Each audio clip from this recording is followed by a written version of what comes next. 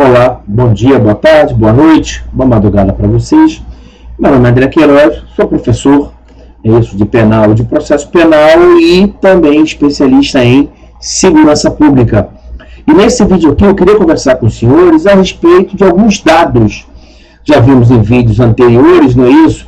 As questões das cifras da criminalidade em determinados locais, não é isso? Onde eu tenho partes de crimes ocorridos que não chegam ao conhecimento da autoridade policial, da autoridade judiciária. Em vídeos posteriores nós vamos falar sobre as agências criminalizantes, não é isso? Quais as ações que o Estado deve tomar para o combate, não é isso? Essa insegurança pública. Falaremos em momentos oportunos do armamento ou desarmamento de uma sociedade, as consequências que isso possam levar, teorias a respeito do combate à criminalidade, se na verdade eu devo combater os crimes mais graves ou os crimes mais leves. Então esses são pontos que nós vamos abordar aí nesses nossos encontros a respeito de segurança pública. Mas eu queria conversar com os senhores neste vídeo aqui, é que nós temos conhecimento de alguns dados, né? Para muitos vai ser estarrecedor, para nós apenas confirmatórios de uma política pública de segurança equivocada a respeito de alguns políticos, né, de alguns governantes do nosso país. Vamos lá, vamos conversar aí sobre alguns dados aí a respeito de segurança pública, tá? Então o primeiro ponto é o seguinte, uma questão interessante quando a gente conversa que existem hoje no Brasil em torno de 500 mil mandados de prisão ainda não cumpridos. Então, na verdade, o que isso significa para a gente? Tá? Quando a gente fala de 500 mil mandados de prisão não cumpridos, aqui nós estamos falando não só das prisões cautelares, quanto das prisões por condenação, por sentença penal condenatória transitada em julgado. Então, se na verdade os dados que nós vamos conversar aqui, tá, eles são dados assustadores, na verdade a realidade da nossa sociedade é ainda pior. Por quê? Porque nós temos mandados não cumpridos. Então, na verdade, no Brasil está acontecendo um sentimento de anomia. O que seria um sentimento de anomia? Aquele sentimento em que a lei não é cumprida. Não é cumprida porque não existe aplicabilidade na lei naquele local. Da mesma forma também, o Supremo Tribunal Federal vem com decisões onde a pessoa só pode ser considerada culpada somente após o trânsito em julgado de uma sentença penal condenatória. O que significa dizer? Significa dizer que eu posso aumentar ainda mais as desigualdades. Por que está dizendo isso?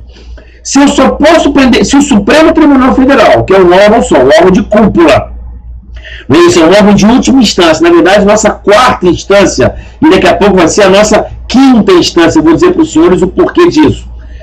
A partir do momento que nós temos um órgão de quinta instância, dizendo que só pode ser preso depois da decisão deles, eu estou, na verdade, possibilitando, esses 11 ministros, eles podem soltar a qualquer momento 216 milhões de pessoas.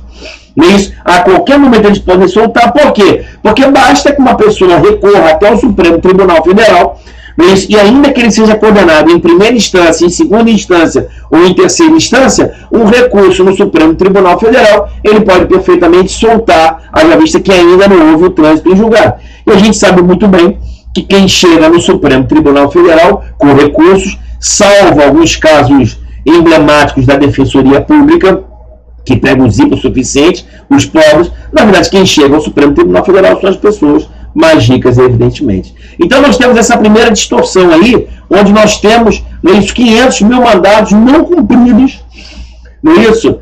Que são as chamadas prisões cautelares, são aquelas prisões que ocorrem antes do trânsito em julgado de uma sentença penal condenatória. Não é isso? Na verdade, o que está acontecendo? O que nós estamos percebendo é que o crime ele está agora se profissionalizando e sendo um empreendedor agora. Então, pessoas, empresários, eles estão buscando a profissionalização, recrutando pessoas violentas para as suas organizações criminosas. Um bom exemplo disso é essa nova violência no interior do Nordeste, interior de São Paulo, não é isso? Região Norte também, o chamado novo cangaço. O que é isso? São pessoas extremamente bem organizadas, bem financiadas, bem planejadas e cometendo grandes crimes com extrema violência. Explosões de bancos, de carros fortes, não é isso? Aquelas empresas de transporte de seguradoras, não é isso? De dinheiro. Então, quer dizer, você vê fechamento de rodovias de toda aquela cidade. Então, praticamente, eles fecham a cidade inteira, eles estão fortissimamente bem armados e eles cometem isso, quase que um terrorismo nessas cidades que estão sendo objeto desses crimes. Mas isso não passa, isso nos perpassa na seguinte situação: eles estão se organizando. Então é óbvio que o Estado deve ter uma medida ainda mais ou enérgica ou ainda mais de inteligência. O que não pode, que nós vamos conversar sobre isso, é adotarmos para esses crimes teorias alternativas, como teoria do abolicionismo, do garantismo penal. São teorias adotadas pelo nosso ordenamento jurídico, nós vamos conversar sobre isso, porém elas são extremamente perigosas para o combate desse crime que agora está profissionalizando e sendo empreendedor. Inclusive com a ideia de que, com proveito obtido pelo crime, eles vão refinanciar novas atividades criminosas para a continuidade delitiva. Muito perigoso isso, muito preocupante para as pessoas que entendem um pouco de segurança pública. Para a questão da solução, nós temos 8% das soluções dos crimes em geral.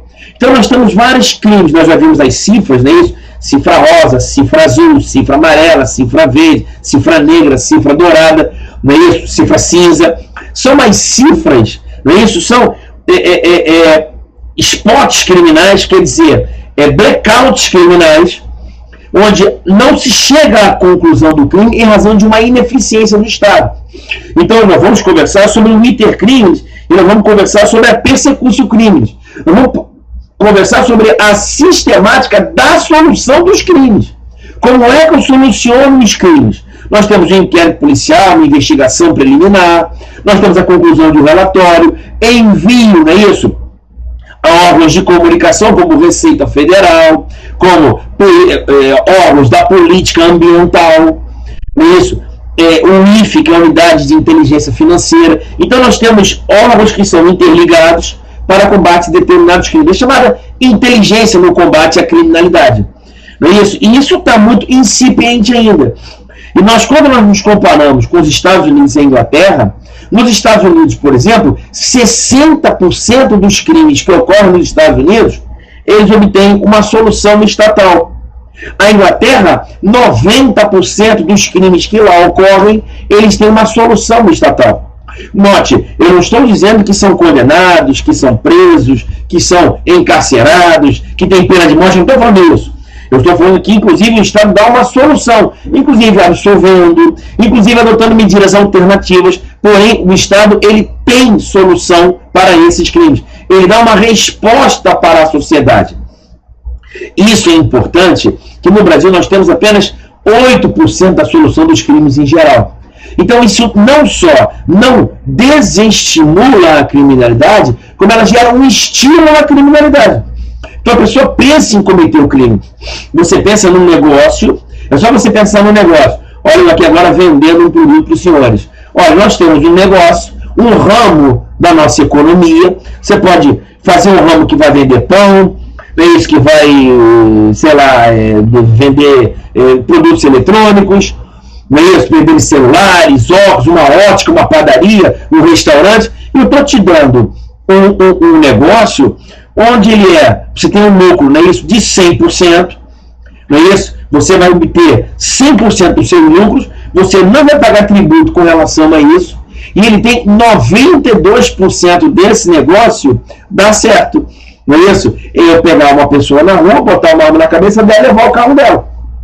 Eu vou obter o carro, eu já tenho toda uma rede de receptação, de venda de peças, não é isso? E eu vou ter 92% de êxito nesse negócio. Então, apenas 8% dos crimes em geral, eles se determinam a solução. Inclusive, relacionado com as cifras. Não é isso? Às vezes a pessoa, se for furtada no veículo, ela só vai à delegacia para obter o seguro. Não é isso? Se ela for furtada no celular, ela sequer vai à delegacia. Muitas vezes a mulher em casa, ela é violentada pelo marido, ela sequer vai à delegacia. São as cifras que nós conversamos E agora nós temos números que nos dizem exatamente qual é a consequência disso. Depois vamos analisar qual é a consequência na sociedade para isso. Quando eu falo de crimes violentos, aí significa dizer que não só o roubo, mas como o latrocínio, por exemplo, o homicídio, são crimes que têm relação com morte. Então, no Brasil, nós temos uma morte violenta a cada 9 minutos. Então, nós estamos aqui nesse vídeo nós temos em torno de 10 minutos. Eu estou afirmando para os senhores que no nosso país houve, nesse período que você está vendo esse vídeo, uma morte violenta. Seja ele por latrocínio, que é chamado roubo circunstanciado pela morte. A morte ocorreu para roubar, para garantir a execução do roubo, um homicídio, um feminicídio, alguma morte violenta. Note que a morte violenta, ela pode ser de 3 formas. Ela pode ser a morte violenta é o oposto da morte natural. Mas o que é uma morte violenta? É aquela morte que não é natural.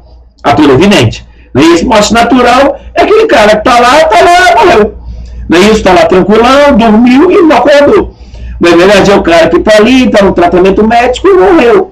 Um cara que infarta enquanto jovem, o cara de repente está meio obeso e morre. O cara está estressado e morre. O cara já está idoso, já tem alguma doença e morre. Isso é uma morte natural. A morte violenta pode ser de 3 formas. Pode ser um acidente, o cara atravessa a rua sem ver, ele é atropelado, ele morre, é uma morte violenta. O cara realmente quer tirar a vida dele, porque ele acha que essa vida não compensa mais, ele vai se enforca, dá um tiro na cabeça, é o suicídio.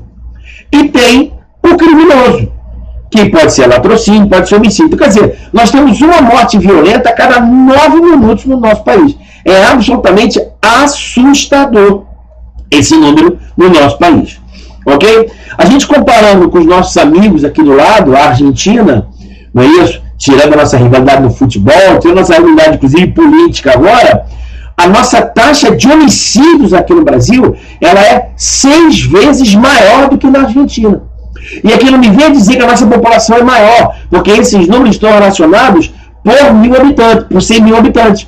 Então a nossa taxa, ela é 6 vezes maior proporcionalmente do que na Argentina. Eu não sei como é que está agora esses dados agora, né, isso, com essa nova política na Argentina, né, isso, esse governo, né, isso, com viés socialista, mas temos que ver como é que esses números eles vão se mostrar. Mas, de qualquer maneira, nós temos uma taxa de homicídio 6 vezes maior do que na Argentina. E o que eu observo agora, que aqui vai minha crítica nesse nosso primeiro slide.